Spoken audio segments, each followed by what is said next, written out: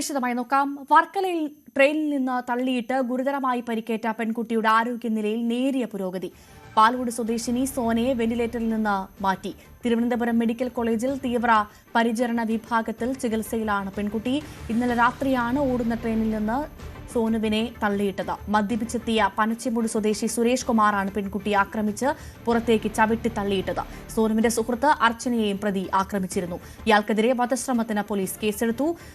സീറ്റിനടുത്ത് നിന്ന് മാറാത്തത് ചോദ്യം ചെയ്തതാണ് പ്രകോപന കാരണം. പ്രതിയെ ഇന്ന് കോടതിയിൽ ഹാജരാക്കും. ഡാൻ കുര്യൻ വിവരങ്ങളുമായി ചേരുന്നു. ഡാൻ, ഈ പെൺകുട്ടിയുടെ ആരോഗ്യനിലയിൽ നേരിയ പുരോഗതി ഉണ്ട് എന്നുള്ള വിവരം ലഭ്യമാകുന്നത് തീർത്തും ആശ്വാസകരം തന്നെയാണ്. ആദ്യം അറിയേണ്ടത് ആശുപത്രിയിൽ നിന്നുള്ള പുതിയ അപ്ഡേറ്റ് എന്താണ്?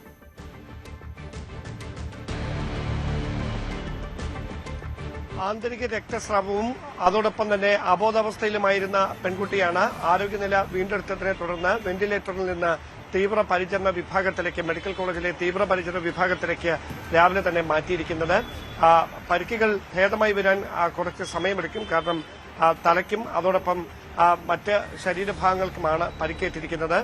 കാരണം ഈ വീഴ്ചയിൽ വലിയ തരത്തിൽ തലയ്ക്ക് ക്ഷതമേൽക്കുകയാണ് ഉണ്ടായത്. അങ്ങനെയാണ് ഇന്റേണൽ ബ്ലീഡിംഗ് ഉണ്ടായത് എന്നാണ് ആശുപത്രി അധികൃതരുടെ ഭാഗത്തുനിന്ന് ലഭിക്കുന്ന സൂചനകൾ.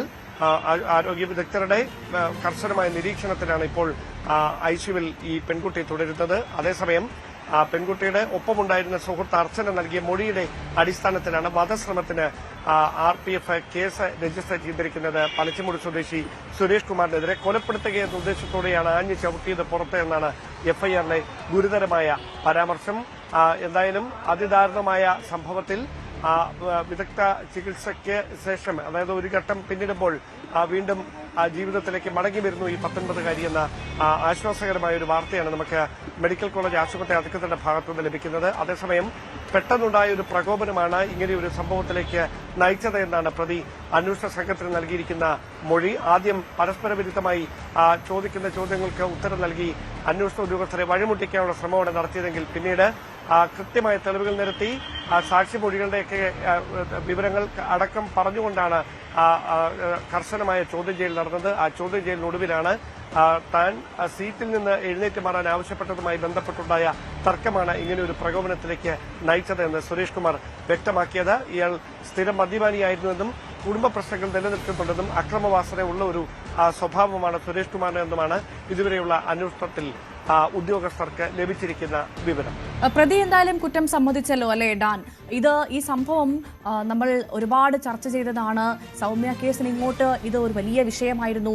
പക്ഷെ ഇപ്പോഴും യാത്രക്കാരുടെ സുരക്ഷ, പ്രത്യേകിച്ചും ട്രെയിൻ യാത്രക്കാരുടെ സുരക്ഷ എന്ത് എന്നുള്ളൊരു വലിയ ചോദ്യം ഈ സംഭവത്തിന് ശേഷം ബാക്കി നിൽക്കുകയാണ്.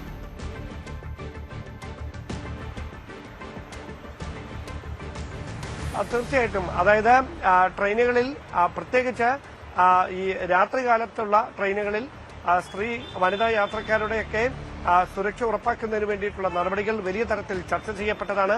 അതുമായി ബന്ധപ്പെട്ട പോലീസ് ഉദ്യോഗസ്ഥരുടെ സാന്നിധ്യം ഈ ട്രെയിനിൽ ഉൾപ്പെടെ ഉണ്ടായിരുന്നുവെന്നാണ് നമുക്ക് ലഭിക്കുന്ന സൂചനകൾ. പക്ഷേ സാധാരണയായി സ്ലീപ്പർ ക്ലാസുകളിലും അതോടൊപ്പം മറ്റ് AC കോച്ചുകളിലുമൊക്കെയാണ് ഈ റെഗുലറായിട്ടുള്ള പരിശോധനകൾ നടക്കുന്നത്. ജനറൽ കമ്പാർട്ട്മെന്റ് ഏറ്റവും പിൻവശത്തും മുൻവശത്തും എപ്പോഴും സ്റ്റോപ്പുകളിൽ നിർത്തുമ്പോൾ ആളുകൾ കയറുകയും ഇറങ്ങുകയും ചെയ്യുന്ന കമ്പാർട്ട്മെന്റാണ്. കൂടുതൽ യാത്രക്കാർ ഉള്ളത് ജനറൽ കമ്പാർട്ട്മെന്റിലായിരിക്കും. ആ ഒരു വിശ്വാസത്തിലാണ് അവരും ജനറൽ കമ്പാർട്ട്മെന്റിൽ ഈ രണ്ട് പെൺകുട്ടികളും യാത്ര ചെയ്തത്. പക്ഷേ വളരെ അപ്രതീക്ഷിതമായി പ്രകോപനപരമായ ഒരു ഇടപെടൽ ഈ സുരേഷ് കുമാറിന്റെ ഭാഗത്തുനിന്നുണ്ടാകുകയായിരുന്നു.